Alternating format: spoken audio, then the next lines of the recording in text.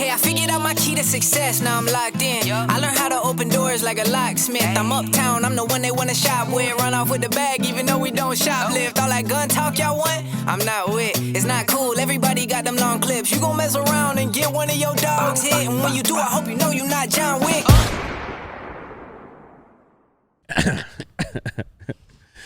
Welcome back.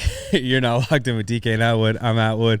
Killer to my left, DK. Oh, man. On the mat still, but we're just in the front today. Oh.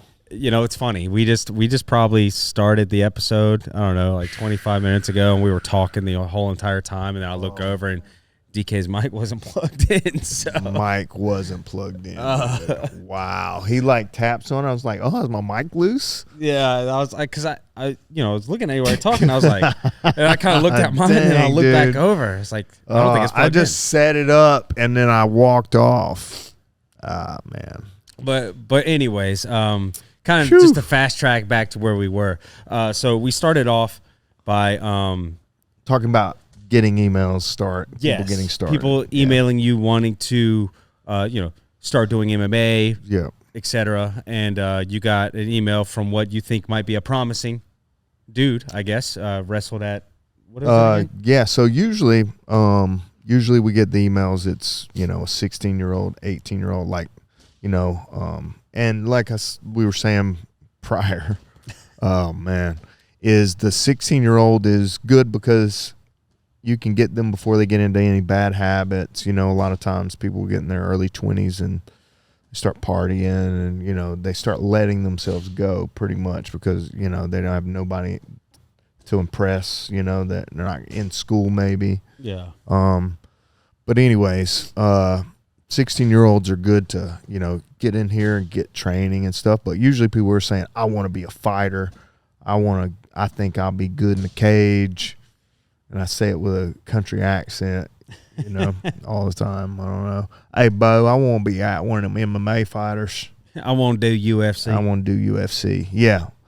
So we'll get those emails, and very rarely will we get something that, somebody does actually come in and they do get it out. I think we were talking, and it's just, I said nobody.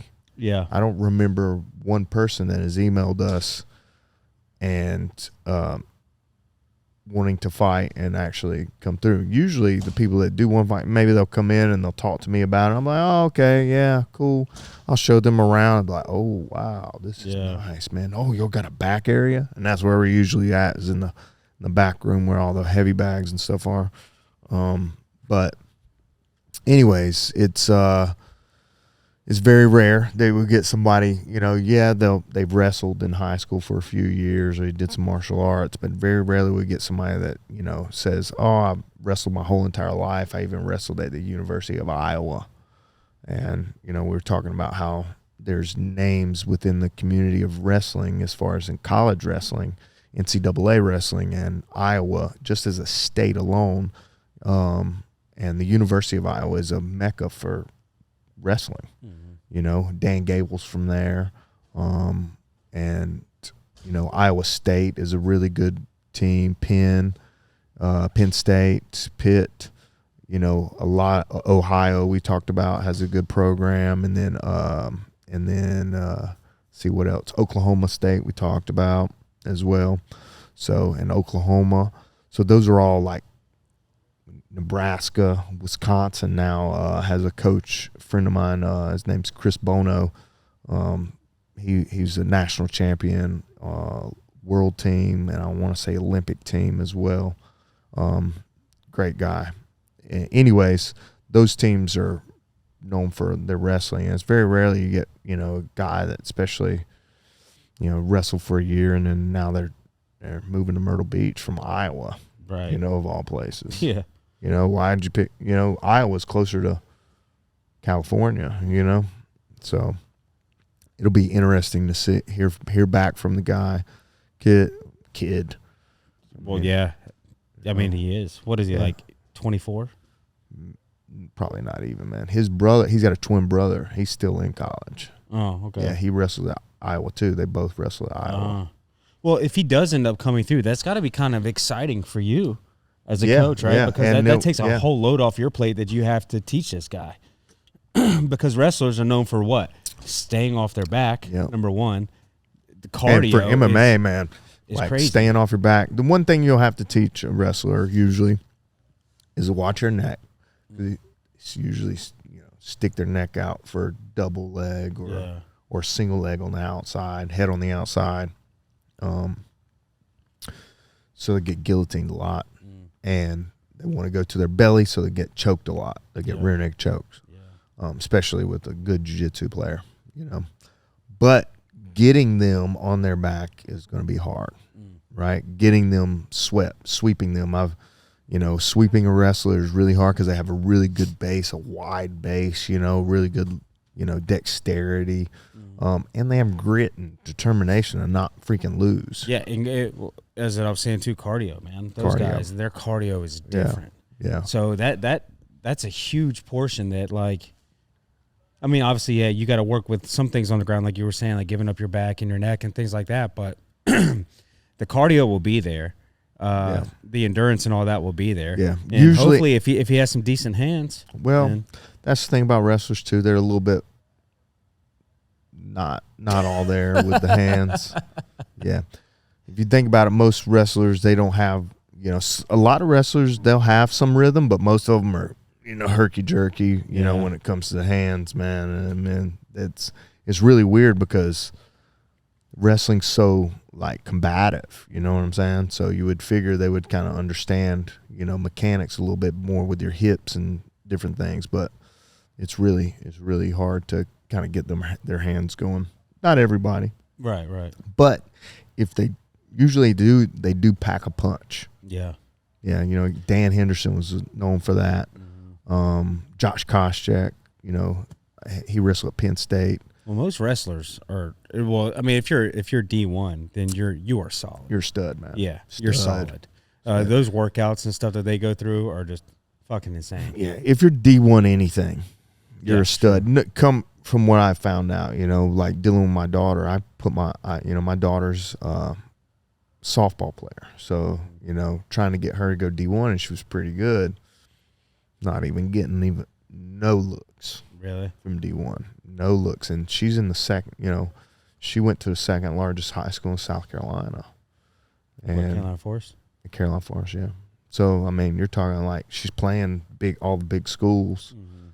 But, man, it's just, her and one of her other teammates, they got a scholarship, one of them, but my daughter it was junior college at first. Now they just transitioned over to NAIA, and then her other teammate went NAIA too, which is, it's 4-year school. It's just, not D3, or D2 or D1. So it's kind of like a small school. Right. Yeah. Well, we are also talking about, Austin being kind of like the wrestler here at the academy. Yeah. And having somebody, he's like, that kid's supposed to be, he was a 49er, 149 pound kid. So, he's right there, and he's probably like 160 pounds now. Right. Probably. But that's definitely smaller than me. Yeah. Well, me too.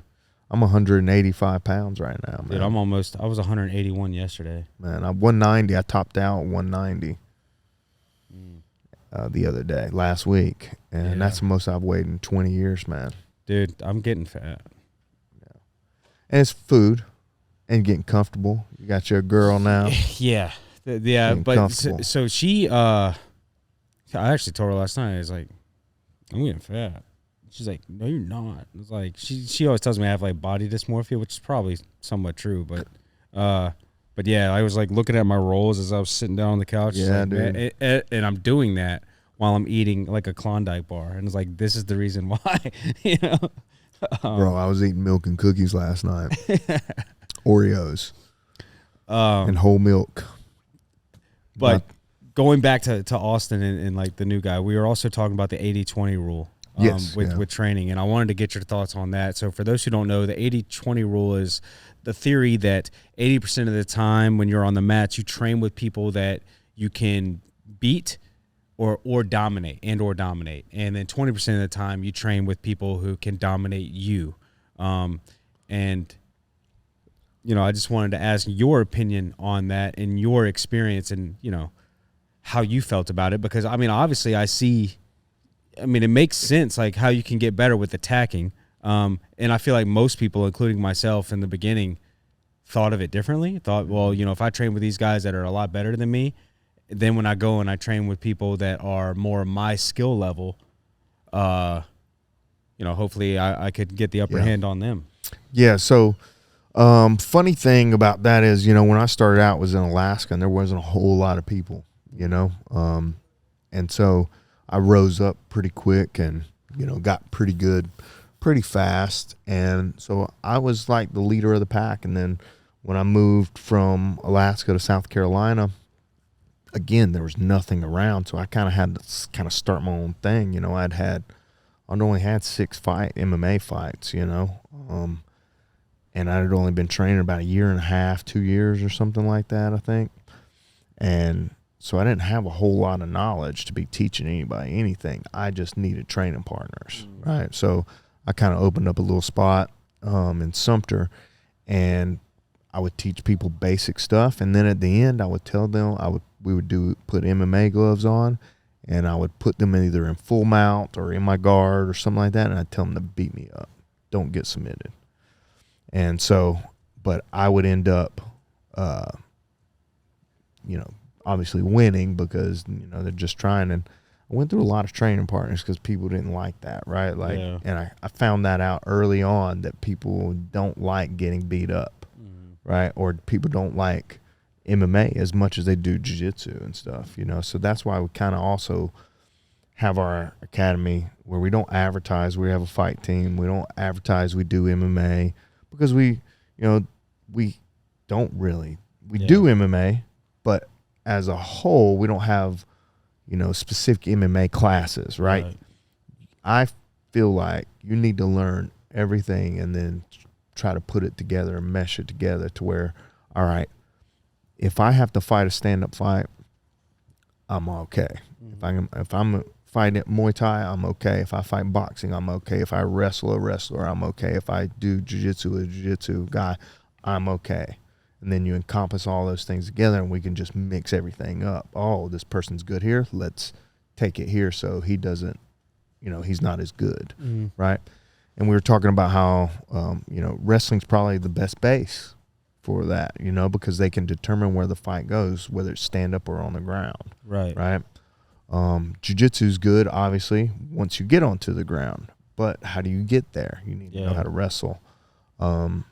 Stand-up. You know, let's say all the fights start standing up. All 100% start standing, and so you need to have a, you know, understanding of that. And you might go against a person that's a better wrestler than you too. You know, so, and you can't take the fight down. So you do need to know how to strike with the best of the best. And so, I think finding that even balance is kind of difficult. You know, but I had a lot of success with, you know, pretty much being the leader of the pack whenever I was coming up in my early years. You know, I ended up going 6-2 as a pro and submitting everybody. Like I didn't go to a decision until my 19th pro fight, just because I attacked,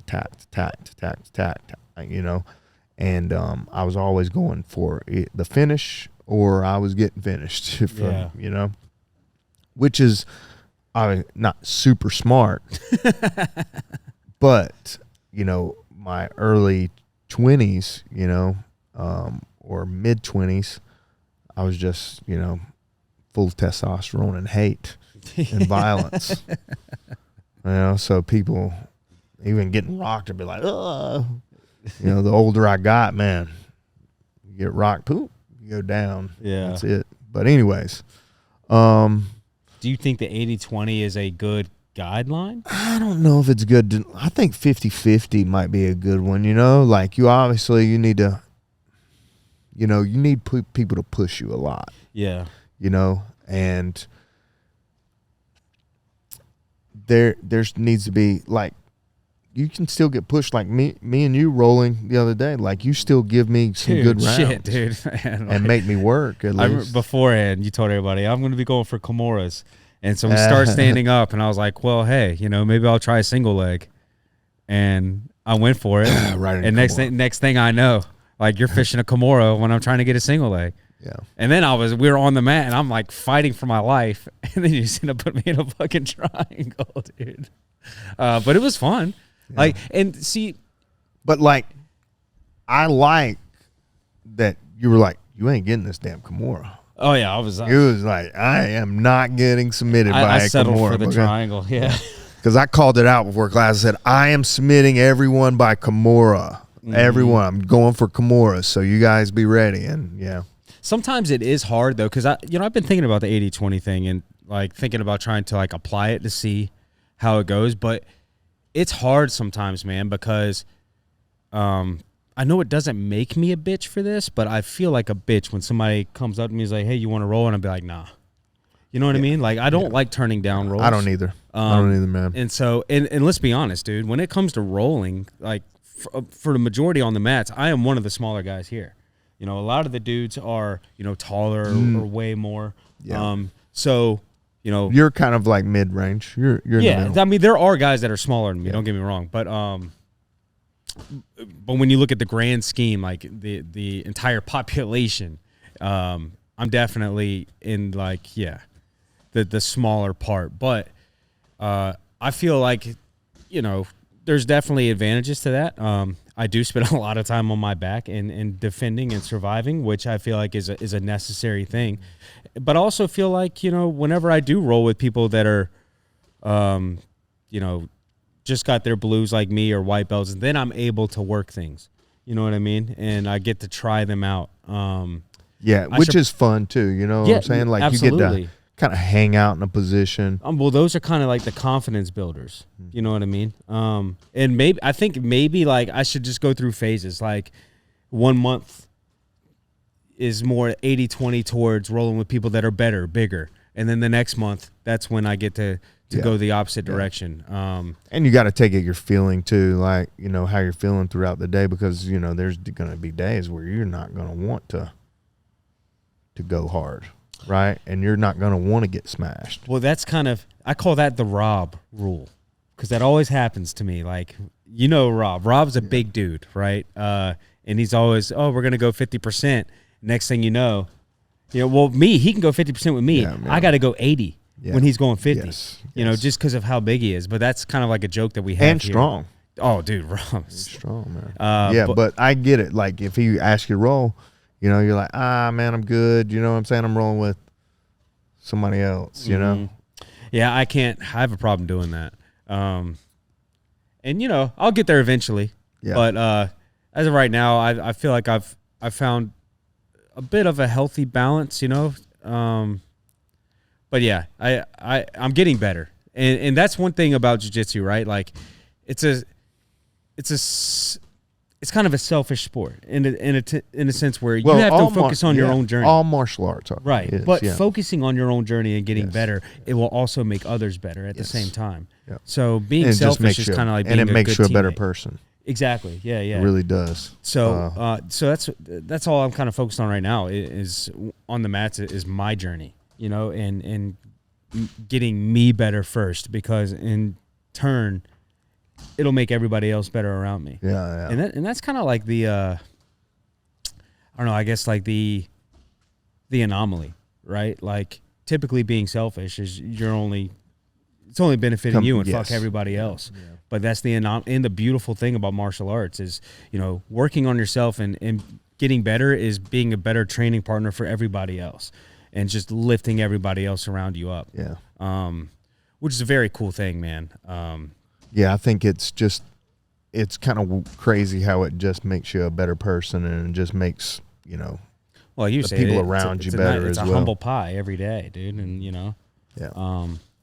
And everybody loves pie, but it's not always nice to wear it, Ain't that the truth, man?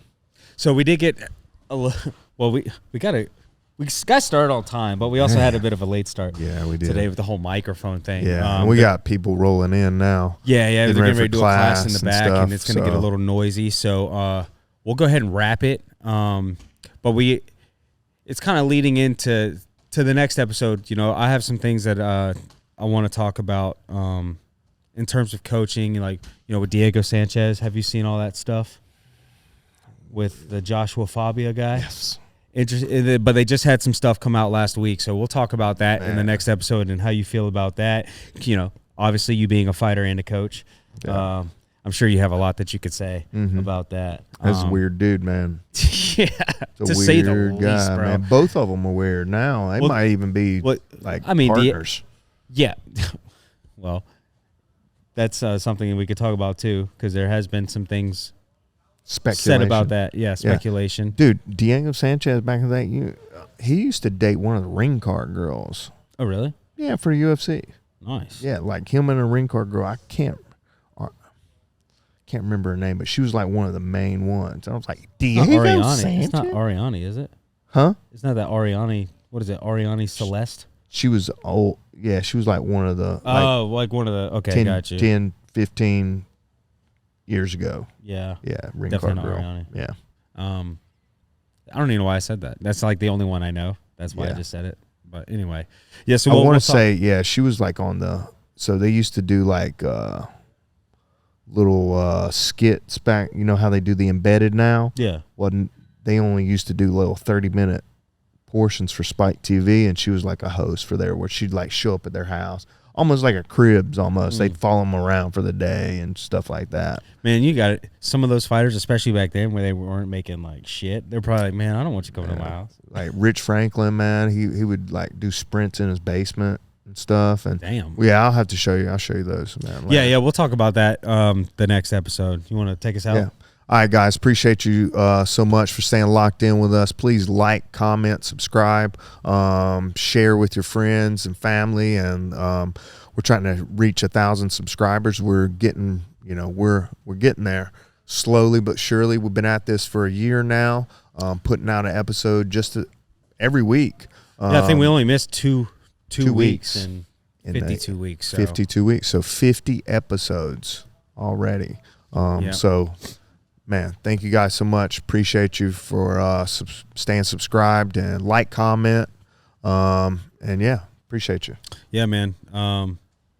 It was kind of nice doing it in the front with the next element. Yeah, we might need to do this again. Yeah, we might. Comment below if you think this is the best spot. Yeah, you like the bags or you like the front. And then, as always, we'll try and be better next time. Yep. Till then, peace. Out.